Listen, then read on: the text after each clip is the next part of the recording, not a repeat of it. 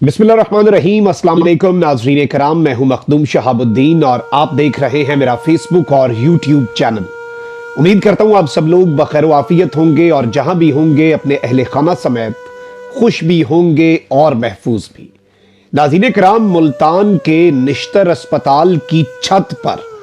500 लावारिस लाशों का मामला, एक ऐसा केस जिसने पूरे पाकिस्तान को हिलाकर रख दिया है। ये गली सड़ी और लावारिस लाशें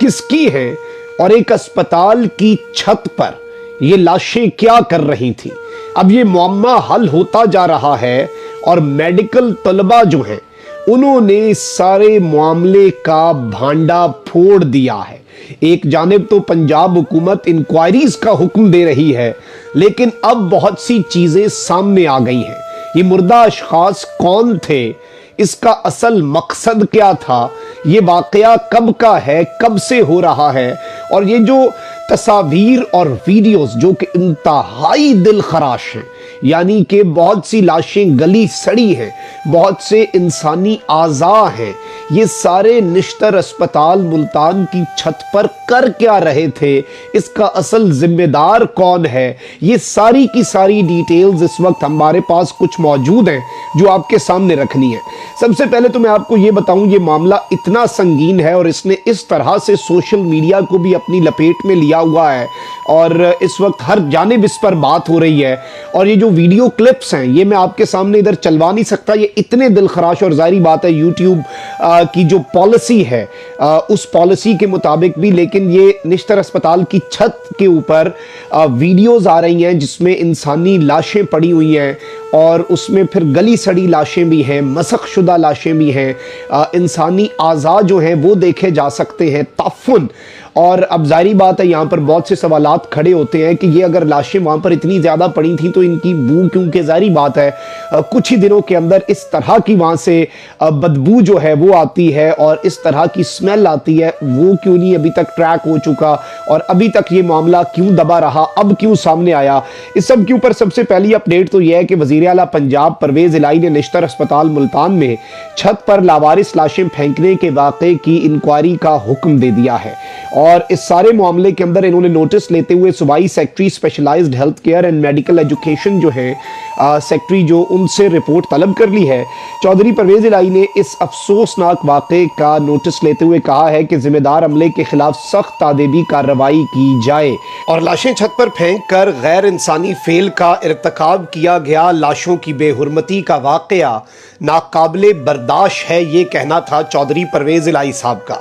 अब यहाँ पर मैं आपको ये बता दूं कि इस हवाले से जो डिटेल्स आ रही हैं, जो इब्तदाई तहकीकात हैं, उनमें जो कुछ सामने आ रहा है वो ये बड़ी परेशान कुन वीडियोज़ के बाद अब इस बहस के साथ अफवाहों के साथ साथ क़यास आराइयाँ भी हो रही हैं, जिसके बाद पंजाब हुकूमत ने गुज़श्ता रात ही इंक्वायरी का हुक्म दिया था और निश्तर अस्पताल के मेडिकल सुपरिटेंडेंट को 3 दिन के अंदर अंदर वजाहत पेश करने का हुक्म दिया था। अब इस सारे मामले के अंदर पंजाब हुकूमत की जानिब से जो निश्तर अस्पताल के मेडिकल सुपरिटेंडेंट को ख़त लिखा गया, उसमें इस सारे मामले के ऊपर 3 दिन का वक्त दिया गया और अब इब्तदाई तफ्तीश जो आई है उसमें बताया गया है कि ये नामालूम अफराद की लाशें थीं जो मकामी पुलिस ने मेडिकल स्टूडेंट्स के तालीमी मकासद के लिए निश्तर मेडिकल यूनिवर्सिटी के हवाले की थीं। और इस सारे मामले के अंदर मैं आपको ये बता दूं कि अब जो तफसीली तफ्तीश है वो 3 दिन के अंदर अंदर ये इंक्वायरी रिपोर्ट और ये पंजाब गवर्नमेंट को पेश करने का हुक्म तो दिया गया है, लेकिन इस सारे मामले के अंदर मैं आपको ये बता दूं कि इस इंक्वायरी के मुकम्मल होने से पहले ही पंजाब के वज़ीर आला के जो बेटे हैं मुनस इलाही, उनकी जानिब से सोशल मीडिया पर निश्तर मेडिकल कॉलेज की जानिब से दिया जाने वाला जो इब्तदाई मौक़िफ़ है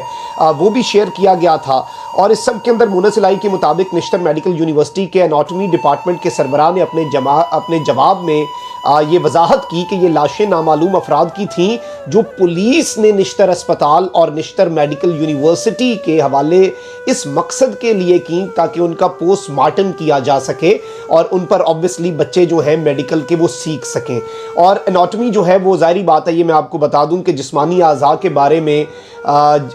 इल्म हासिल करने का मजमून है जो मेडिकल कॉलेजेस में पहले 2 साल के दौरान MBBS करने वाले तलबा को पढ़ाया जाता है, जबकि पोस्टमार्टम वो अमल है जिसमें ज़ाहिर बात है मौत की तमाम वजूहात का तयन किया जाता है और हर तरह से जिस्म की जांच पड़ताल की जाती है। इस वजाहत जो आई है इसके मुताबिक पुलिस की जानिब से इन लाशों के हवाले करने के बाद कहा गया था कि अगर ज़रूरत हो तो इनको MBBS तलबा के तालीमी मकासद के लिए इस्तेमाल किया जा सकता है।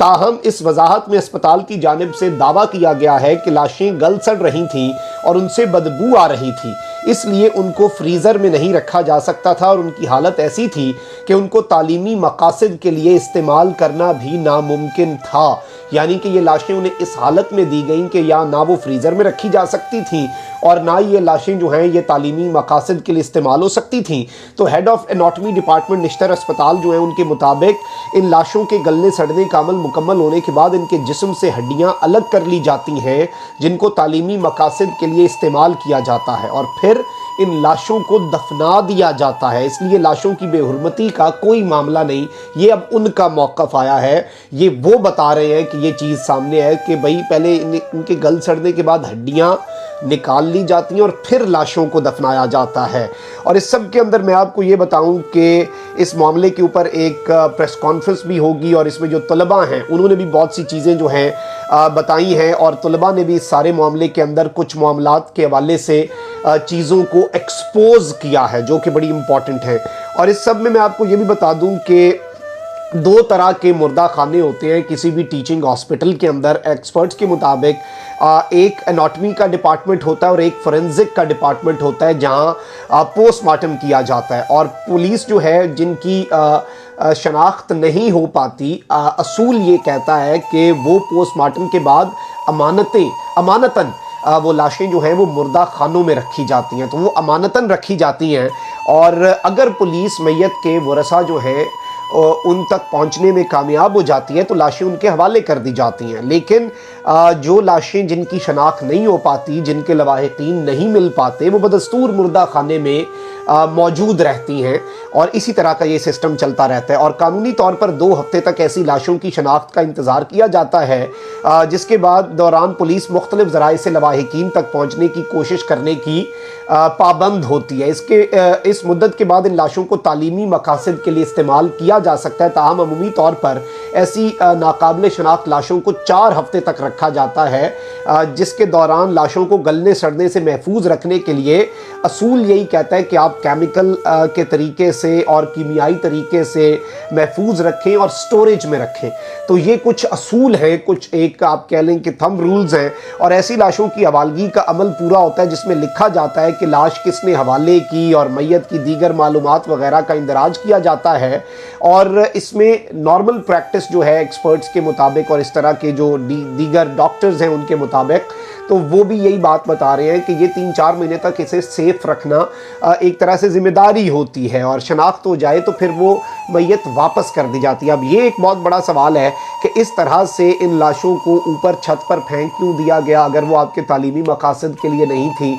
एक इंसान है, बेशक लावारिस है, उसका कोई वारिस नहीं मिल रहा, कल को मिल भी जाता है, नहीं भी मिलता, इंसान है, और उसकी इस तरह से लाश को गलने सड़ने के लिए छत पर फेंकना, एक दूसरे के ऊपर लाशें पड़ी हुई हैं, ये एक चीज़ ऐसी है जो ज़ाहिरी बात है बड़ी अजीब सी और इसमें मज़ीद तहकीकात भी होंगी। इब्तदाई यही डिटेल्स सी नाज़रीन इकराम जो आपके सामने रखी हैं। कमेंट सेक्शन में राय का इज़हार ज़रूर करें। अपना बहुत ख्याल रखें। अल्लाह निगहबान। पाकिस्तान जिंदाबाद।